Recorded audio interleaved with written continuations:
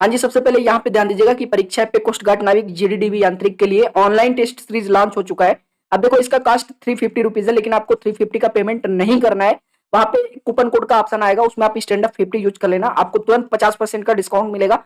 मात्र 175 में आपको यह पड़ेगा, जिसमें आपको 15 सेट सेक्शन 1 का और 15 सेट सेक्शन 2 का मिलने वाला है। लेकर के इसको सॉल्व कर लीजिए, आपकी एग्जाम की तैयारी बिल्कुल बूस्ट हो जाने वाली है।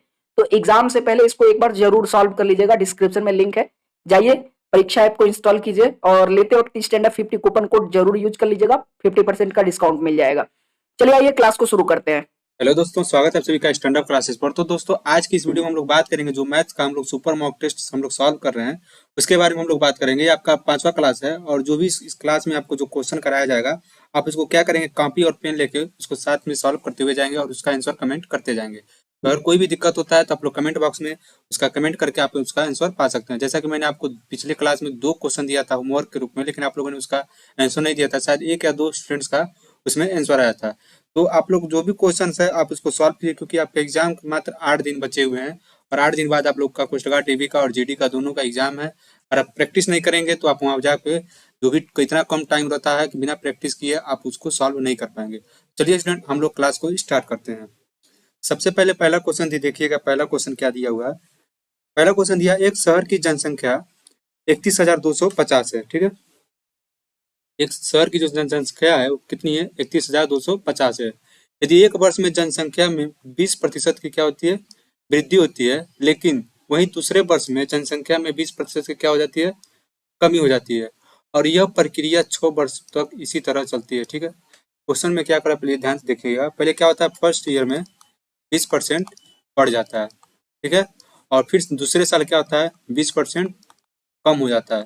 ठीक है, इसी तरह यह प्रक्रिया कितने साल तक चलती है, 6 साल तक। इसी तरह यह प्रक्रिया कितने साल तक चलती है, 6 साल तक। 6 वर्षों बाद महिलाओं की संख्या ज्ञात कीजिए। क्या करना है, 6 वर्ष बाद कितनी महिलाएं उसमें हैं। यदि 6 वर्ष बाद महिलाओं, बच्चों और पुरुषों का अनुपात कितना दिया गया है, 5:3:1 दिया गया है। बेहतरीन क्वेश्चन है ये, आप इसको सॉल्व करेंगे तो आपको अंदाजा लग जाएगा वो कैसा क्वेश्चन दिया गया है। ठीक है, तो क्वेश्चन समझ में आया। आप यहाँ से ऑप्शन देख सकते हैं। ऑप्शन है 15,360, ऑप्शन बी है 12,560 और ऑप्शन सी है 13,630 और ऑप्शन डी है 16,930। 4 ऑप्शन है और आप इसको सॉल्व कर सकते हैं। तो देखिए, सबसे पहले इस क्वेश्चन में क्या करेंगे, जो इसका देखिए कैसे कैसे बढ़ रहा है। इसका अगर बेसिक से जाएंगे आप लोग, इसका जो भी फार्मूला होता है, अगर फार्मूला यूज करके करेंगे तो आपका जो टाइम होता है वो 5 से 6 मिनट लग जाएगा, लेकिन हम लोग 1 से 2 मिनट के अंदर इस क्वेश्चन को लगा देंगे। देखिएगा, जो फर्स्ट ईयर में जो पहला साल होता है उसमें कितना बढ़ रहा है, 20%। 20% को क्या करो, फ्रैक्शन में चेंज कर लो। ठीक है, फ्रैक्शन में अगर चेंज करते हैं तो 1/5, यानी 5 है और 1 उसका बढ़ जा रहा है तो कितना हो जाएगा, पहले में 6/5 हो जा रहा है। ठीक है, यह समझ में आया। अब देखो दूसरे साल में क्या हो रहा है, 20% फिर कम हो जा रहा है। 20% क्या हो जा रहा है, कम हो जा रहा है। तो 1/5 इसका भी फ्रैक्शन हो गया, लेकिन यहाँ पे क्या होगा, माइनस होगा, क्योंकि ये क्या हो रहा है, कम हो रहा है। यहाँ पे क्या हो रहा था, ये बढ़ रहा था। तो मान लो अगर यहाँ पे जो कम हो रहा है तो इसमें से क्या कर दो, घटा दो, तो कितना हो जाएगा, 5 से 1 जाए 4, 4/5। अब यही प्रक्रिया कितने बार चलती है, 6 बार चलती है, यानी 6 बार इसको क्या कर दो, गुणा कर दो। 6/5 इंटू 4/5 इंटू, ये 2 साल हो गया, ये तीसरा साल हो गया आपका, तीसरा साल फिर बढ़ेगा और चौथा साल फिर घटेगा, और फिर इसी तरह इसका 2 बार और कर देंगे तो ये आपका टोटल हो जाएगा 6 साल में कितना बड़ा घटा, ये आपका हो जाएगा। ठीक है, और आपको इसको गुणा करते हैं तो कितना आ जाएगा, ऊपर का गुणा करेंगे तो आपका हो जाएगा 13,824। ठीक है, और नीचे का गुणा करते हैं 15,625, 15,625 का गुणा करने पे ये आएगा। अब देखिएगा, इतना तो आ गया आपका। ये क्या हो गया कि 6 वर्ष तक के बाद अब इसको निकालेंगे, 6 वर्षों बाद इसकी जनसंख्या कितनी होगी। तो पहले जनसंख्या कितनी थी, 31,250 था। अब इसमें जनसंख्या कितनी होगी, इसको निकालने के लिए 31,250 से क्या कर दो, गुणा कर दो। जब इसको गुणा कर देंगे तब इसको यहाँ पे आएगा, यहाँ जब इसको काटेंगे आपको तो कितना आएगा, 27,468, 27,468 इसकी क्या होगी, जनसंख्या हो गई। अब देखो जो अनुपात दिया गया है इसमें महिला, बच्चों और पुरुषों का जो अनुपात दिया गया है वो 5:3:1 दिया गया है। ठीक है, तो इसमें क्या पूछा है, महिला का पूछा, तो महिला का कितना है, 5 यूनिट है। अब टोटल कितना है, टोटल जनसंख्या का मान कितना दिया है आपका, 27,468 दिया गया है। ठीक है, अब निकालना किसका, तो आप ऐसे भी निकाल सकते हैं कि 27,468 जो दिया है वो कितने का मान है, 9 का मान है। 6 वर्षों बाद कितना अनुपात दिया ना, देखिएगा ध्यान से देखिएगा, 6 वर्षों का बाद अनुपात दिया है। और निकालना किसका है, महिला का निकालना। इससे क्या कर दो, 5 से गुणा कर दो। और जब इसको आप 5 से गुणा करेंगे तो यहाँ से इसको काटेंगे तो कितना हो जाएगा, 3, 0, 5 और 2, 3052 गुणे 5, यहाँ हो जाएगा 5 गुना 10, 50, 25, 1, 26, 5 3, 15, 15,260। इसमें क्या है, महिलाओं की संख्या है कितने साल बाद, 6 वर्षों बाद। ठीक है, ये आपका हो जाएगा। ठीक ठीक है, तो इसमें थोड़ा सा ऑप्शन में मिस्टेक है, 15,260, 15, 10, 25, 26। ठीक है, 15,260, इसको 15,260 कर लीजिएगा, यहाँ 15,360 है, इसको 15,260 कर लीजिएगा। ऑप्शन ए आपका क्या हो जाएगा, राइट आंसर हो जाएगा। अब बढ़ते हैं क्वेश्चन नंबर सेकंड की तरफ। क्वेश्चन नंबर सेकंड देखिएगा, पी की कार्य कुशलता का आर से अनुपात 7:4 है। ठीक है, क्वेश्चन नंबर सेकंड है आपका। और क्यू द्वारा लिए गए दिनों की संख्या का अनुपात कितना है, 2:3 है। ठीक है, जबकि अकेले कार्य करते हुए पी आर से 9 दिन कम लेता है। जब पी अकेले काम करता है तो ये आर से 9 दिन कम समय लेता है। ठीक है, यदि क्यू और आर ने कार्य शुरू किया और 2 दिनों बाद कार्य को छोड़ दिया तो शेष कार्य को पूरा करने में पी द्वारा लिए गए दिनों की संख्या ज्ञात कीजिए। आपको ये बताना है क्वेश्चन नंबर सेकंड में, ये चीज आपको बताना है। बताइए पी उस काम को से जो शेष काम था उस काम को कितने दिनों में करेगा। ठीक है, सबसे पहले देखिए क्वेश्चन में क्या रहा है, जो इफिशियंसी दी गई है पी और आर की, उसकी अनुपात कितना है, पी और आर का जो इफिशियंसी का अनुपात है वो कितना है, 4:7:4 है। और इफिशियंसी जो कार्य क्षमता होता है, अगर उसका अनुपात 7:4 है तो वर्क का जो टाइम का होता है वो अनुपात कितना हो जाता है, वो ठीक इसका क्या होता है, अपोजिट हो जाता है, तो यानी 4:7 हो जाएगा। यहाँ तक समझ में आया। अब दिया गया है क्यू द्वारा लिए गए दिनों की संख्या का आर से अनुपात, क्यू और आर का जो लिए गए दिनों की संख्या वो कितना है, 2:3 है। जबकि अकेले कार्य करते हुए पी आर से, जो जब अकेले ये काम करता है तो पी क्या है, आर से 9 दिन कम समय लेता है। यदि क्यू और आर ने कार्य शुरू किया और 2 दिनों में के बाद कार्य को छोड़ दिया तो शेष कार्य को पूरा करने में पी द्वारा लिए गए दिनों की संख्या ज्ञात कीजिए।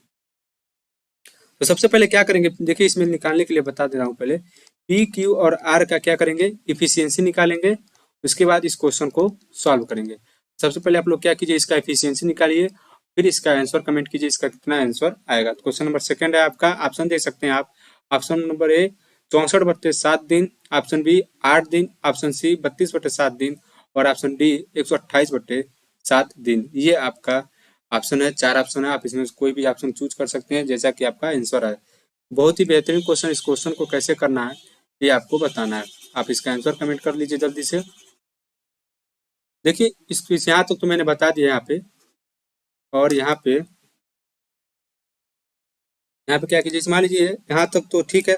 अब जैसे दिया, जबकि अकेले कार्य करते हुए, जब अकेले कार्य करते हुए पी आर से 9 दिन कम समय लेता है, तो पी क्या करता है, आर से 9 दिन कम समय लेता है, जिसको हम 7x - 4x कर, इसको x मान लेते हैं, 4x और 7x।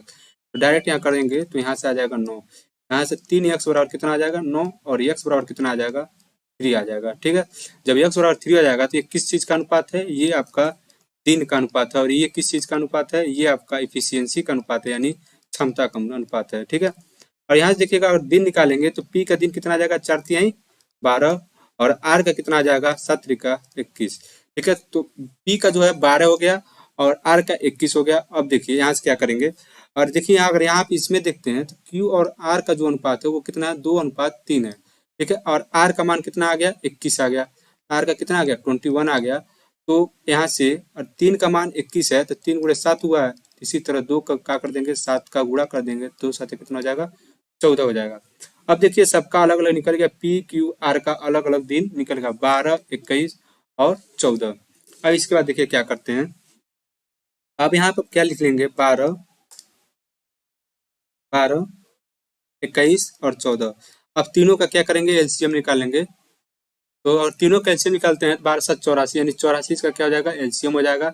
12 7 84, 21 चौक 84 और 14 छक 84 हो जाएगा। ठीक है, 12 किसका है, ये पी का है, और 21 किसका है, ये आपका आर का है, ये आपका क्यू है। ठीक, अब देखिए क्या कर रहा है, क्यू और आर ने कार्य को शुरू किया और 2 दिनों बाद कार्य को छोड़ दिया। तो क्या करते हैं, क्यू और आर जब काम को स्टार्ट करते हैं, देखिए इनकी एक दिन की एफिशिएंसी आर की कितनी है, 4 है, और क्यू की एफिशिएंसी कितनी है, 6 है। दोनों की एक दिन की एफिशिएंसी कितनी हो गई, 10 हो गई। ठीक है, अब 2 दिन काम करते हैं, अगर मान लीजिए एक दिन में 10 काम करते हैं तो 2 दिन में कितना करेंगे, 20 काम करेंगे।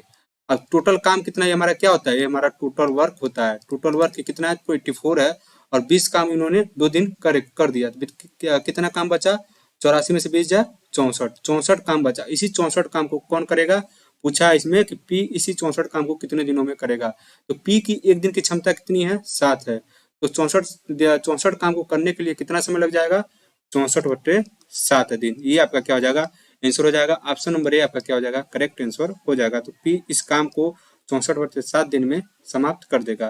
ठीक है, अब बढ़ते हैं हम लोग अगले क्वेश्चन पे, क्वेश्चन नंबर 3 की तरफ।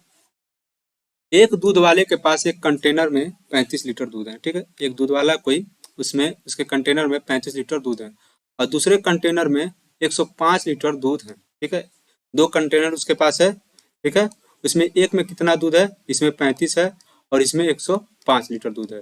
कंटेनर की अधिकतम क्षमता ज्ञात करें। तो जो किसी भी कंटेनर के दूध को पूरी संख्या में माप सकता है। देखिए ऐसा क्वेश्चन है जो है आपके एग्जाम में मैक्सिमम करके आता है।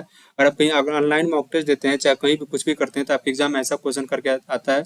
और इसमें क्या करना रहता है, ये आपसे पूछ देता है कि बताओ इसकी क्षमता कितनी होगी। तो सबसे पहले क्या करेंगे, देखिएगा इस क्वेश्चन को। ये आपका थोड़ा इजी क्वेश्चन है, लेकिन आपको ये जानना जरूरी है, बेसिक क्वेश्चन है, ज़्यादा वो हाई लेवल का क्वेश्चन नहीं है। क्योंकि आपके एग्जाम में ये नहीं होता है कि एकदम टफ क्वेश्चन आता है। आपके एग्जाम में टफ क्वेश्चन नहीं आता है, आपके एग्जाम में टाइम टेकिंग क्वेश्चन आता है। ठीक है, तो आपको क्या करना है, इस क्वेश्चन को करना है, आप इसको आंसर कमेंट कीजिए। ठीक है, तो ऑप्शन देख लेते हैं हम लोग। ऑप्शन देखिए क्या दिया हुआ है, ए 30,000, बी 40,000, सी 35,000, डी 45,000। ठीक है, तो ये आपका 4 ऑप्शन हो गया। अब आप इसको कैसे सॉल्व करेंगे, सिंपल सा देखिएगा, इस क्वेश्चन को सॉल्व करते हैं। देखिए 35 है और 105 है, इसका क्या कीजिए आप लोग, एचसीएफ निकाल लीजिए। ठीक है, एचसीएफ निकाल लीजिए। एचसीएफ बोले तो मौसम। ठीक है, 35 और 105 का अगर मौसम निकालते हैं हम लोग तो कितना हो जाएगा, 35 दिया 105, इसका एचसीएफ कितना आ गया, 35 आ गया। ठीक है, और 35 इसका अगर एचसीएफ आ गया तो बताइए 1 लीटर में कितना सेंटीमीटर क्यूब होता है। 1 लीटर में होता है आपका 1000 सेंटीमीटर क्यूब। ठीक है, ये आपका होता है, ये आप याद कर लीजिएगा। कोई भी क्वेश्चन सॉल्व करने में जब आपको वॉल्यूम पूछेगा, आयतन पूछेगा, तो यहाँ पे आप लोग कर सकते हैं। ठीक है, तो 1 लीटर में इतना आया, तो कितना है इसका एचसीएफ कितना आया, 35 लीटर आया। तो यहाँ से कितना हो जाएगा, 35 गुणे 1000। ठीक है, 35 गुणे 1000, 35,000 इसका क्या हो जाएगा, ये आपका क्षमता हो जाएगा। तो ऑप्शन नंबर ये आपका क्या हो जाएगा, सी इज द राइट आंसर। तो क्वेश्चन नंबर 3 का ऑप्शन नंबर सी आपका क्या हो जाएगा, सही आंसर हो जाएगा। अब हम बढ़ते हैं क्वेश्चन नंबर 4 की तरफ। क्वेश्चन नंबर 4 देखिएगा क्या दिया है। राकेश द्वारा एक परीक्षा में 7 विषयों में से 6 विषयों में प्राप्त औसत अंक 76 है। ठीक है, राकेश जो है एक परीक्षा में 7 विषयों में से 6 विषयों में प्राप्त औसत अंक कितना है, 76 है। तो 7 विषयों में एक साथ 70 का औसत प्राप्त करने के लिए, 7 विषयों में क्या करता है, एक साथ अगर वो 70 का औसत प्राप्त करने के लिए राकेश को 7वें विषय में कितना अंक प्राप्त करना चाहिए। ठीक है, तो क्वेश्चन नंबर 4 है, ये आपके सामने पर है, आप इसको सॉल्व कीजिए और इसका आंसर कमेंट कीजिए। देखिए मैं ज्यादा समय इसलिए नहीं दे रहा हूँ क्योंकि आपका जो टाइम है बहुत ही कीमती है, इस समय बहुत ही एकदम गोल्डन टाइम है, सोने से भी ज्यादा आपका समय इस समय कीमती है, इसलिए मैं ज्यादा आपका टाइम नहीं, क्योंकि मुझे 10 से 12 क्वेश्चन ही कराने हैं। तो मैं इसको सोच रहा हूँ 30 से 35 मिनट में खत्म कर दूं, और 30 से 35 मिनट में जो भी आपको कॉन्सेप्ट मिलेगा आप यहाँ से अच्छे से इसको गेन कर सकते हैं। ठीक है, तो जो भी चीजें हैं आप यहाँ समझ लीजिएगा। अब हम इस क्वेश्चन को सॉल्व करेंगे, ज्यादा टाइम नहीं दूंगा इस क्वेश्चन में। आप अगर आपको क्वेश्चन सॉल्व करना है तो आप वीडियो रोक के एक बार इसको सॉल्व करके तब आगे बढ़ सकते हैं। लेकिन अगर आप चाहेंगे कि मैं यहाँ पे 10 मिनट रुकूं तो ऐसा नहीं हो पाएगा। आपका जो टाइम उसको बचाने के लिए हमें ये सब करना पड़ेगा।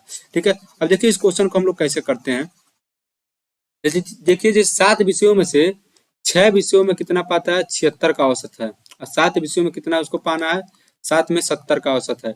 सेम इसी तरह का क्वेश्चन अभी एसएससी सीपीओ का पेपर हुआ था, एसएससी सीपीओ एसआई का सेम क्वेश्चन यही आया था। मैथमेटिक्स का सीपीओ एसआई समझते हैं ना, जो एसएससी कराते हो तो आपका क्या होते हैं, दरोगा होते हैं। क्या होते हैं, दरोगा होते हैं। ये अभी मैंने जो दिया था, ये एग्जाम दिया था, तो ये आपका हुआ था 10 तारीख को शिफ्ट थर्ड में ये आपको आया था। ऐसी सेम सेम जो मान दिया, ये मान ऐसे नहीं था, वो अलग था, लेकिन क्वेश्चन इसी तरह का था, इसी कॉन्सेप्ट पे था। तो आप समझ सकते हैं, अभी इसको इजी मत समझिएगा, इसी कॉन्सेप्ट पे ये क्वेश्चन था। तो ये आपको थोड़ा ध्यान में रखना चाहिए। तो देखिए सीपीयू एसआई में आया हुआ क्वेश्चन है, कोई हलवा एग्जाम नहीं होता है, आप समझ सकते हैं इसका लेवल। देखिए एसएससी ने पूछा था, तो ये आपको इसको सॉल्व करना है। ठीक, अब देखिए इस क्वेश्चन को हम लोग कैसे करते हैं। 6 में उसका औसत कितना है, 76 है। तो इसका गुणा कर दो, तो जो योग होगा उसको 6 का, 6×4 = 36, 6×7 = 42, 3 और 45, 456। और जो 7 में उसका 7 जो उसका औसत होना चाहिए वो कितना होना चाहिए, 70 का। 7×7 = 49, यानी 456 हुआ है, 490 होना चाहिए था। ठीक है, तो पूछा 7वें विषय में कितना अंक प्राप्त करना है, तो 456 से 490 तक पहुंचना हो तो कितना वो कर देंगे, जोड़ देंगे, 34 को जोड़ देंगे तो 490 आ जाएगा। तो ऑप्शन नंबर आपका क्या हो जाएगा, डी आपका क्या हो जाएगा, करेक्ट आंसर हो जाएगा। तो ये आपका चार क्वेश्चन हो गया आपका। इसमें कोई भी दिक्कत हो तो आप जरूर एक बार कमेंट कर लीजिएगा। मेरे ख्याल इन चारों क्वेश्चन में कोई दिक्कत नहीं था। आपका फर्स्ट और सेकंड क्वेश्चन बहुत ही बेहतरीन क्वेश्चन था, तो फर्स्ट और सेकंड में कोई दिक्कत नहीं होगा। अगर कोई भी दिक्कत होता है तो आप एक बार जरूर कमेंट करके बता दीजिएगा। ठीक है, अब हम बढ़ते हैं अगले क्वेश्चन पे, क्वेश्चन नंबर 5 पे। क्वेश्चन नंबर 5 क्या दिया है, एक वस्तु का सीपी और एमपी, सीपी बोले तो क्रय मूल्य और अंकित बोले तो मार्केट प्राइस, ठीक है, एमपी, जबकि विक्रय मूल्य और अंकित मूल्य का अनुपात जो दिया है 3:4 की।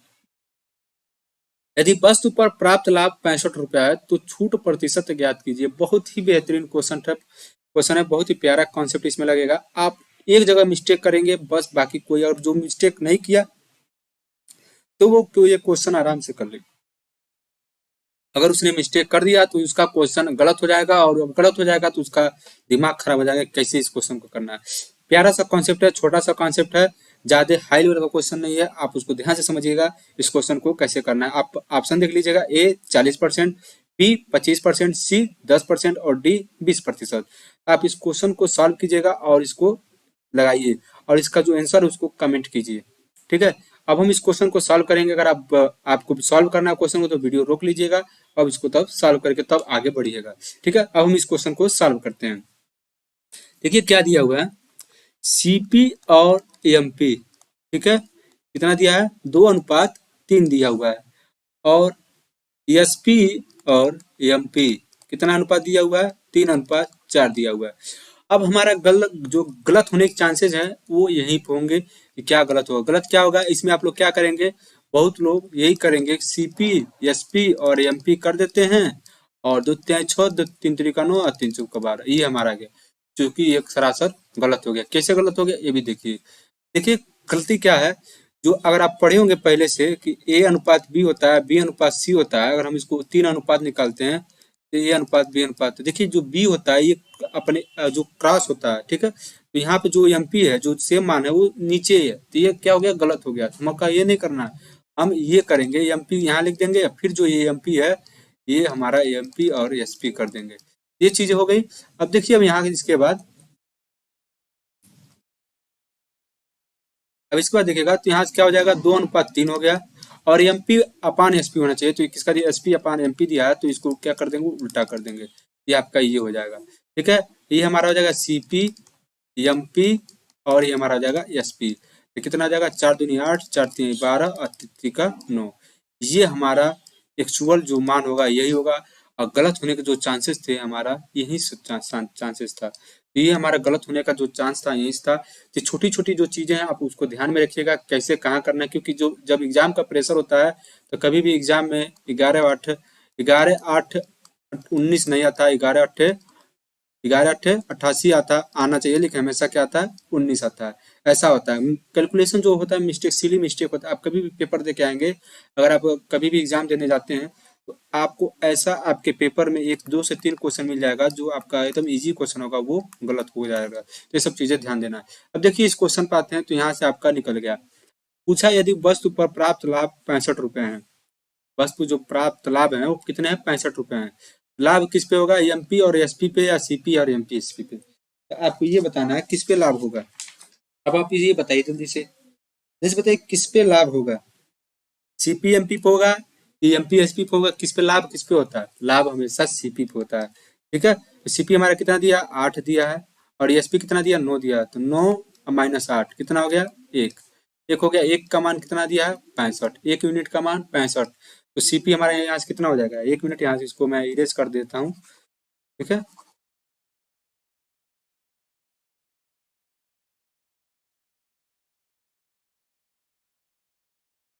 ठीक है, यहाँ से देखिए इसको इरेज कर देते हैं। अब इसको यहाँ पे लगाते हैं, देखिए तो 1 यूनिट का मान कितना आया है, 65 आया है। तो सीपी हमारा कितना कितना यूनिट है, 8 यूनिट है। तो 65 का 8 से क्या कर दो, मल्टीप्लाई कर दो, ये हो जाएगा 520। सीपी हमारा निकल गया। अब हमको निकालना क्या है, हमको निकालना है छूट प्रतिशत निकालना है ना। तो सीपी निकालने मन करे तो निकालो, नहीं मन करे तो मत निकालो, सिंपल सी बात है। एमपी यहाँ से लिख लो, एमपी कितना दिया, 12 गुणे 65 कर लो, और फिर जो हमारा है यहाँ से एसपी जो है यहाँ से ये कर लो, 9 गुणे 65, ठीक है, ये हमारा ये हो गया। ठीक, अब यहाँ से जब डिस्काउंट परसेंट निकालना पड़ेगा, आपको छूट निकालना है, इसमें से 65 कॉमन कर लो, अब 12 माइनस 9 कर दो। अब फिर यहाँ नीचे जो है आपको लिखना पड़ेगा 12 गुणे 65, ठीक है, यहाँ से लिखना पड़ेगा गुणे 100। ठीक, अब आप यहाँ से क्या कर सकते हैं, ये आपका 65 पे देखिए, कैलकुलेशन से बचने के लिए बहुत स्टूडेंट्स, मान लीजिए जैसे मैंने यहाँ पे सीपी में क्या किया कर दिया था, यहाँ पे मल्टीप्लाई कर दिया था, लेकिन आपको अगर यहाँ पे अगर आप टाइम बचाना चाहेंगे तो आपको मल्टीप्लाई करने की जरूरत नहीं है, क्योंकि माइनस करना है तो 65 को कॉमन कर लो, 12 से 9 जाए 3, ये 65 कैंसिल हो जाएगा, 3/12, 3 चौको 12, ये आपका हो जाएगा 25%। यानी कितना प्रतिशत का डिस्काउंट दिया, 25% का डिस्काउंट ये दिया। ये आपको समझ में आना है कि कैसे इस क्वेश्चन को करना है, कैसे नहीं करना है। छोटी छोटी जो चीजें हैं यहाँ पे अगर आप कैलकुलेशन करने जाएंगे तो 12 5 60, 12 6 72, 78, 780 आएगा, फिर 780 आएगा, इसका भी कुछ मान आएगा। तो बड़ी संख्या में से घटाना थोड़ा मुश्किल हो जाता है, और छोटी संख्या में से घटाना थोड़ा आसान होता है। हम लोग अगर टाइम बचाएंगे तो ऐसे हम लोग क्वेश्चन को करेंगे। तो क्वेश्चन नंबर 5 का ऑप्शन नंबर बी आपका क्या हो जाएगा, राइट आंसर हो जाएगा। ठीक है, ये आपका बहुत ही बढ़िया क्वेश्चन है, ये क्वेश्चन नंबर 6। इसी तरह का कल मैंने एक क्वेश्चन दिया था, क्वेश्चन नंबर 8 था कल वाले क्लास में, उसमें एक ही लड़के ने कमेंट किया था आंसर, बाकी किसी ने उसका आंसर कमेंट नहीं किया था। एक और क्वेश्चन मैंने दिया था उसमें, तो कोई कमेंट नहीं करता है कि क्या इसका आंसर होगा, चाहे जो भी हो। देखिए कमेंट करने से पता चलता है हाँ आप लोग तैयारी कर रहे हैं, ठीक है। अगर आप कमेंट नहीं करना चाहते हैं, सोचते हैं कि कमेंट करके क्या मतलब है, सर क्या क्या क्या हो जाएगा बता देंगे, तो सर को तो इसे पता है। भाई तुम्हारा मनोबल हाई होगा, मान लो तुम क्वेश्चन कमेंट करते हो और तुम्हारा आंसर जो है सही होता है, तो आपका क्या हो जाएगा, कॉन्फिडेंस होगा वो आपका हाई हो जाएगा। देखिए कुछ भी हो उसमें सब में क्या होता है, कॉन्फिडेंस का ही खेल होता है। कॉन्फिडेंस, विश्वास, विश्वास का ही हर एक चीज में, दुनिया में जो भी चीजें हो रही है विश्वास पे ही पे होता है। अभी देखेंगे तो जो भी अभी क्रिकेट होता है उसमें भी कॉन्फिडेंस होता है कि हम कॉन्फिडेंस से हम खेल लेंगे। जब कॉन्फिडेंस नहीं रहेगा और वो आपका बैट फ्लो नहीं होगा, तो इसी तरह आपका जो पढ़ाई है इसमें भी है, अगर आप कॉन्फिडेंस नहीं फील कर रहे हैं तो आपको क्वेश्चन आता हुआ भी क्वेश्चन गलत हो जाएगा कि पता नहीं इसका कितना आंसर होगा। तो आप कमेंट करो, कमेंट करो, सही होगा तो ठीक है, नहीं सही हो तो उसको सीखो कैसे उसका आंसर आएगा। ठीक है, तो देखिए क्या दिया हुआ है, दो सम बहुभुजों की भुजाओं का अनुपात, जो दो सम बहुभुजों की भुजाओं की अनुपात कितना दिया है, 1:2 दिया हुआ है। उनके आंतरिक कोणों का अनुपात कितना दिया है, 4:5 दिया हुआ है। तो बहुभुजों की भुजाओं की संख्या है, the number of sides of the polygons. Polygons के आपका क्या पूछा है, नंबर ऑफ साइड्स पूछा है। तो ये क्वेश्चन बढ़िया है, लेकिन इसमें थोड़ा सा कॉन्सेप्ट लगेगा तो आपको बताना है, और इसका आंसर कितना आएगा ये दोनों आपको बताना है। A36, B48, C18, 618 and D612। अगर आपको ये क्वेश्चन करना है तो आप वीडियो को पॉज कर लीजिए, उसको रोक लीजिए और इस क्वेश्चन को सॉल्व कीजिए, उसके बाद तब आगे बढ़िएगा। ठीक है, जैसे ही आप क्वेश्चन को कर लेंगे, उसका आंसर लिख लेंगे कॉपी पे, आप उसके बाद उसको उसके सोल्यूशन को देखिएगा कैसे इसको हुआ। अगर सही है तो कोई बात ही नहीं है, नहीं सही है तो आप उसको देखिएगा कैसे किया गया है। ठीक है, अब हम इस क्वेश्चन को सॉल्व करते हैं। सबसे पहले हम देख लेते हैं जो उसका फार्मूला होता है। ठीक है, जो इसका फार्मूला होता है उसका हम देख लेते हैं। तो देखिए क्या होता है, इंटरनल एंगल्स ऑफ, नोट कर लीजिए कॉपी पे, इंटरनल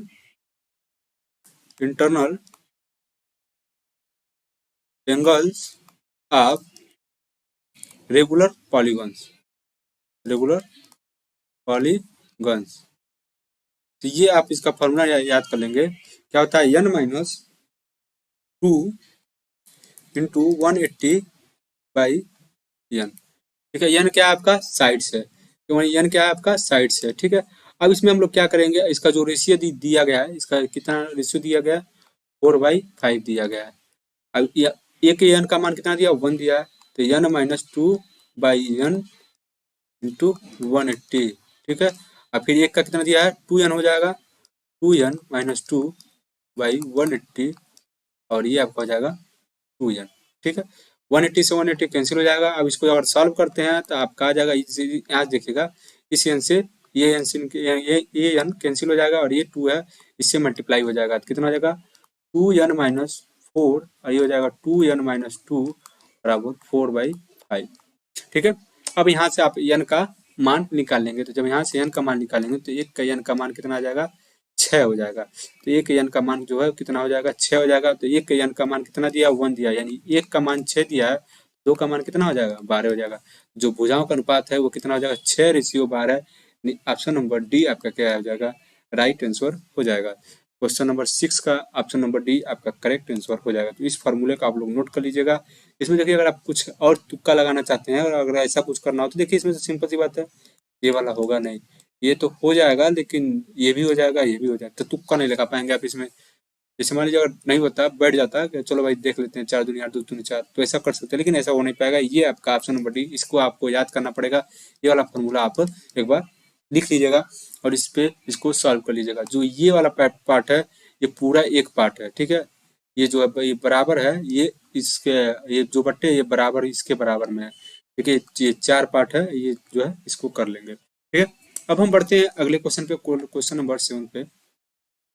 देखिए सेम क्वेश्चन, इसी तरह का क्वेश्चन अभी बता रहा था मैं आपको, इससे पहले मैंने एक क्वेश्चन बताया था, उसमें एसएससी सीपीओ में इसी बेसिस पे एक और क्वेश्चन आता है, एसएससी सीपीओ एसआई, ठीक है। ये आपका 10 नवंबर शिफ्ट थर्ड में अगर किसी ने दिया होगा, चाहे आपके आसपास कोई लड़का दिया होगा एसएससी सीपीओ का पेपर 10 नवंबर शिफ्ट थर्ड का, तो उसको पूछिएगा ऐसा कोई क्वेश्चन इस बेसिस पे, जैसे सेम क्वेश्चन नहीं आता, इस बेसिस पे क्वेश्चन आया था। जैसे उसमें क्या कर दिया था, धावक दे दिया था, और ग्राउंड का माप क्या पूछा था, ग्राउंड का क्या कर दिया था, ये डायमेंशन बता दिया था, ग्राउंड इतने का है। और सेम पूछा था अगर एक साथ दौड़ते हैं तो कितने बार, कितने किस समय पे वो एक बार ही मिलेंगे। तो यही सेम क्वेश्चन, इसी तरह का क्वेश्चन अभी एसएससी सीपीओ एसआई 2022 10 नवंबर शिफ्ट थर्ड में ये क्वेश्चन पूछा हुआ क्वेश्चन है। बस इसका वैल्यू जो है वो चेंज है, और थोड़ा सा क्वेश्चन का लैंग्वेज चेंज है, लेकिन बाकी कॉन्सेप्ट यही है। तो आप सोच सकते हैं ये क्वेश्चन कितना इंपॉर्टेंट है, जितना इंपॉर्टेंट है उतना ज़्यादा इजी है। तो आप ये मत सोचिएगा कोई भी ऐसे ही क्वेश्चन कराया जा रहा है। आपको जो एग्जाम में आते हैं, जो आपके अच्छे एग्जाम में आते हैं, जो बड़े बड़े एग्जाम में आते हैं, जैसे सीजीएल में, सीपीओ में आते हैं, वहाँ से जो उनके जो छोटे भाई होते हैं या तो उनके बराबर जो कुछ मझले भाई होते हैं, उस तरह का क्वेश्चन कराया जाता है, ठीक है। ये सब आप थोड़ा ध्यान में दीजिएगा। अगर आपको अगर पता करना होगा 10 नवंबर शिफ्ट थर्ड का, आप ये पेपर जाकर कोई भी जो एग्जाम दिया होगा उससे आप पूछ सकते हैं कि अगर ऐसा क्वेश्चन आया था क्या, कि ये धावक वाला करके, ठीक है, तो बता देगा। चाहे आप यूट्यूब पे भी सर्च कर सकते हैं, तो वहाँ पे बताया गया होगा, ठीक है। अब इस क्वेश्चन को हम लोग सॉल्व करते हैं। देखिएगा इस क्वेश्चन को हम लोग कैसे सॉल्व करेंगे। देखिए मैं इसलिए बता दे रहा हूँ कि आपको लगे कि हाँ क्वेश्चन जो पढ़ाया जा रहा है वो एग्जाम में आते हैं, ऐसा नहीं है कि कोई जो पढ़ाया जा रहा है वो होता है और कुछ नहीं। इसमें सिंपल से जो काम करेंगे, आप क्या कीजिए, इसमें एक छोटा सा मैं तरीका बता रहा हूँ, आप इस क्वेश्चन को कैसे करेंगे, ठीक है। आप इसको 95/90 कर लीजिए, ठीक है, और इसको कर लीजिए 323, एक मिनट, 323/315। अब इन दोनों का क्या कर दीजिए, एलसीएम ले लीजिए। एलसीएम कैसे लिया जाता है, ऊपर वाले का एलसीएम और नीचे वाले का एचसीएफ, ठीक है। ऊपर वाले का एलसीएम और नीचे वाले का एचसीएफ। देखिए आपको पता होना चाहिए ना कि अगर मान लीजिए बट्टे में रहता तो एलसीएम कैसे लेते हैं और एचसीएफ कैसे लेते हैं। एक काम कीजिएगा आप, इसका तो मैंने एलसीएम पूछा था, आप इसमें एचसीएफ इसका कमेंट कीजिएगा कि इस नंबर का, दोनों नंबर का एचसीएफ कितना आएगा, ठीक है। तो आप इसका कमेंट कीजिएगा। और एलसीएम निकालते हैं 95/223 का, अगर एलसीएम निकालते हैं तो देखिए इसमें कितना आ जाएगा, आप कीजिएगा उसको, मैं कर दे रहा हूँ 19 × 15 5 × 17, ठीक है, 19 × 5 × 17 और 90 345 दूना 90 आप 45, इसका क्या हो जाएगा एचसीएफ कितना हो जाएगा 45 हो जाएगा। अब सिंपल से अब क्या करना है, अब बताइए पूछा है यदि दोनों लोलक को एक साथ चालू किया जाए तो वे पहले घंटे में कितनी बार एक साथ टिकेंगे, पहले घंटे में कितनी बार एक साथ टिकेंगे यानी मिलेंगे, ठीक है, यही हुआ कितनी बार मिलेंगे, ठीक है। 1 घंटे में कितना 100 सेकंड होता है? 3600 सेकंड होता है। ठीक है, अब 3600 से क्या कर दो इसको, अब इसको जो भी दिया है इसको उल्टा कर दो। क्या कर दो? उल्टा कर दो। 3600 गुणे 45 कर दो और 19 गुणे 5 गुणे 17 कर दो। अब इसको लगा लो तो अप्रॉक्स वैल्यू आएगी 100 दशमलव समथिंग आएगा डिवाइड करने पे। 100 ही मानेंगे क्योंकि 100 के आसपास में कोई वैल्यू नहीं है। 100, 200, 300, 400 दिया है। आपका ऑप्शन नंबर ए आपका क्या हो जाएगा? करेक्ट आंसर हो जाएगा। ठीक है, तो ये चीजें हैं। अगर आपको और इसको बेसिक से करना है तो इसको और बेसिक से कर सकते हैं, लेकिन जो इसका छोटा सा कॉन्सेप्ट है मैंने इसको बता दिया। बस आप क्या कीजिएगा, अगर ऐसा क्वेश्चन आपके एग्जाम में आता है दोनों को बट्टे में कीजिएगा। जो टाइम होगा उसको ऊपर लिख लीजिएगा, जो जितनी बार उसका नंबर ऑफ टाइम्स होगा उसको नीचे लिख लीजिएगा, और उसका एलसीएम निकाल कर फिर जो भी जितने भी टाइम से पूछा, दिन से पूछा होगा, जितने भी पूछा होगा उससे उसका कर दीजिएगा। तो ये क्वेश्चन नंबर 7 का ऑप्शन नंबर ए आपका क्या हो जाएगा? राइट आंसर हो जाएगा। अब पढ़ते हैं क्वेश्चन नंबर 5 की तरफ। एक व्यक्ति ने एक कार द्वारा निश्चित यात्रा पूरी की। सेम क्वेश्चन, ऐसा क्वेश्चन भी आया था भाई। देखो जो भी क्वेश्चन करा रहा हूँ ऐसे नहीं, फेक नहीं रहा हूँ कि भाई ये क्वेश्चन नहीं आया था। ये भी ऐसा ही क्वेश्चन एसएससी सीपीओ एसआई एकदम उसी शिफ्ट में, फिर शिफ्ट 3rd में फिर ये क्वेश्चन आया था। 10 नवंबर को शिफ्ट 3rd में ये क्वेश्चन आया था। ये क्वेश्चन क्यों मुझे याद है? क्योंकि मेरा पेपर इसी शिफ्ट में था। 10 नवंबर शिफ्ट 3rd में मेरा पेपर था और यहाँ पे ये जो क्वेश्चन था इसी लेवल का एक क्वेश्चन आया हुआ था। तो ये भी क्वेश्चन उसी कॉन्सेप्ट पे, कॉन्सेप्ट की बात कर रहा हूँ, नंबर सेम क्वेश्चन की बात नहीं कर रहा हूँ, कॉन्सेप्ट की बात कर रहा हूँ। इसी कॉन्सेप्ट पे ये क्वेश्चन आया हुआ था। तो आप समझ सकते हैं जो क्वेश्चन का लेवल है कैसा है। तो अब इस क्वेश्चन को हम लोग सॉल्व फिर करते हैं। देखिएगा, एक व्यक्ति ने एक कार द्वारा निश्चित यात्रा पूरी की। ठीक है, यदि वह 30% दूरी 30 किलोमीटर प्रति घंटे की गति से, 60% दूरी 30 किलोमीटर प्रति घंटे की गति से और शेष दूरी 5 किलोमीटर प्रति घंटे की गति से तय करता है तो पूरी यात्रा के दौरान उसकी औसत गति क्या थी? ठीक है, तो ये आपका क्वेश्चन नंबर 8 है। तो देखिए इसमें क्या करेंगे, मान लेते हैं टोटल इसकी जो दूरी है उसको मान के करेंगे कि इसकी दूरी कितनी है, उसके हिसाब से इस क्वेश्चन को हम लोग करेंगे। ठीक है, अब देखिए इस क्वेश्चन का जो ऑप्शन है वो देख लीजिएगा। दिया 20.25 किलोमीटर प्रति घंटा औसत गति पूछा, एवरेज स्पीड पूछा है, और बी दिया 17.67 किलोमीटर प्रति घंटा, और सी दिया 18.5 किलोमीटर प्रति घंटा, और डी दिया है 16.67 किलोमीटर प्रति घंटा। ठीक है, तो मान लेते हैं जो इसकी दूरी है वो 100 ए हो गया। ठीक है, 100 ए हो गया। अब देखिए जो 30% है, जो 30% है वो 30 किलोमीटर प्रति घंटे की गति से ये करता है। ठीक है, 60% दूरी वो 20 किलोमीटर प्रति घंटे की गति से चलता है, और शेष दूरी 5 किलोमीटर प्रति घंटे की गति से चलता है। 100 का जो 30% होता है वो कितना होता है? 30 होता है। 30 ये हो गया। अब यहाँ से समय जब निकालेंगे तो 30 ये हो गया।